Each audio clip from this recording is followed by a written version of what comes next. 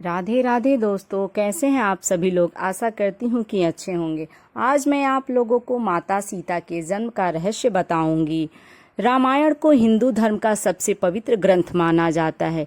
इसके सभी पात्रों का अलग ही महत्व है। प्रभु श्री राम को हम भगवान के रूप में पूजते हैं और माता सीता को भी उनके साथ हमेशा उनकी पूजा करते हैं। माता सीता प्रभु श्री राम की अर्धांगिनी थीं और महाराज जनक की पुत्री थीं।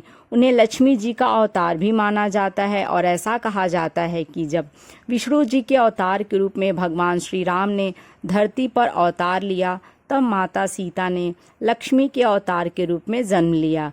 उनकी महिमा ऐसी ही है। आज भी प्रभु श्री राम से पहले देवी सीता का नाम लिया जाता है।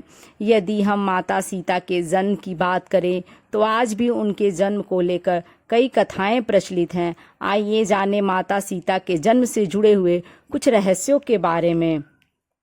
पौराणिक कथाओं के अनुसार माता सीता भगवान जनक को जमीन के नीचे मिली थी। महर्षि वाल्मीकि जी की रामायण के अनुसार राजा जनक के समय में एक बार मिथिला राज्य में अकाल पड़ गया। ऋषियों ने राजा जनक से यज्ञ का आयोजन करने के लिए कहा, जिससे वर्षा ही हुई और उनका कष्ट भी दूर हुआ। यज्ञ की समाप्ति के अवसर पर राजा जनक अपने हाथों से हल लेकर खेत जोत रहे थे।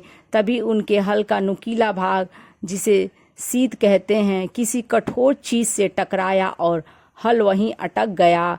जब उस स्थान की खुदाई हुई तब एक कलश मिला जिसमें एक सुंदर कन्या थी। राजा जनक ने उस कन्या को कलश से बाहर निकाला और उसे अपनी पुत्री के रूप में स्वीकार किया। जनक की पत्नी उस समय निसंतान थी, इसलिए बेटी को पाकर वो अत्यंत ही प्रसन्न हुई।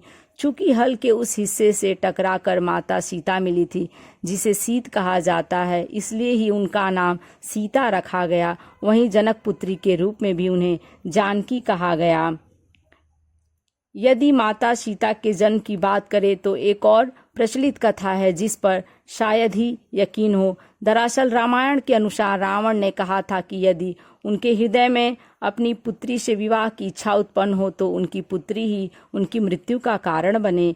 इसी बात को सही साबित करने के लिए एक बार गृद्धमद नाम के ऋषि देवी लक्ष्मी को पुत्री के रूप में पाने के लिए हर दिन मंत्रोच्चार के साथ कुश के अग्रभाग से एक कलश में दूध की बूंदें डालते थे। एक दिन जब ऋषि आश्रम में मौजूद नहीं थे, तब रावण वहां आया और वहां मौजूद ऋषियों को मारकर उनका रक्त कलश में भर दिया। इस कलश को रावण ने अपने महल में छिपा दिया। उस समय रावण की पत्नी मंदोदरी उस कलश को लेकर बहुत ही उत्सुक थी। एक दिन जब रावण महल में नहीं था, तब मंदोदरी ने उस कलश को खोल कर देखा। मंदोदरी कलश को उठाकर उसमें रखा हुआ रक्त पी गई, जिससे वह गर्भवती हो गई। मंदोदरी का यह भेद किसी को पता न चले, इसलिए वह लंका से बहुत दूर अपनी पुत्री को कलश में छुपाकर मिथिला भूमि में छोड़ आई। इस प्रकार सीता जी का जन्म हुआ। वो रावण की पुत्री होने के साथ उनकी मृत्यु का कारण भी बनी। सीता जी के जन्म की अन्य कथा।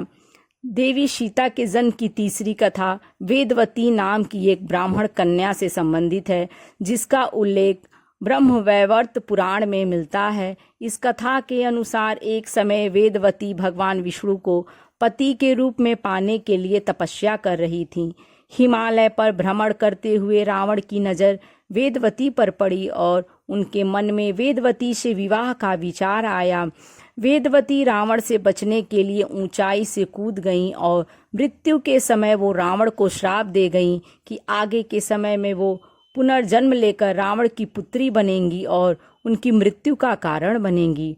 माता सीता का जब जन्म हुआ तब अपनी मृत्यु के भय से रावण ने उसे धरती पर एक कलश में रखकर गाड़ दिया। माता सीता का जन्म वास्तव में एक रहस्य ही है और उनके जन्म की सही कथा जो कुछ भी हो, लेकिन उन्हें श्री राम के साथ ही पूजा जाता है। यदि दोस्तों ये आपको वीडियो अच्छी लगे तो लाइक करें और यदि मेरे चैनल पर आप नए हैं तो इसे सब्सक्राइब करें।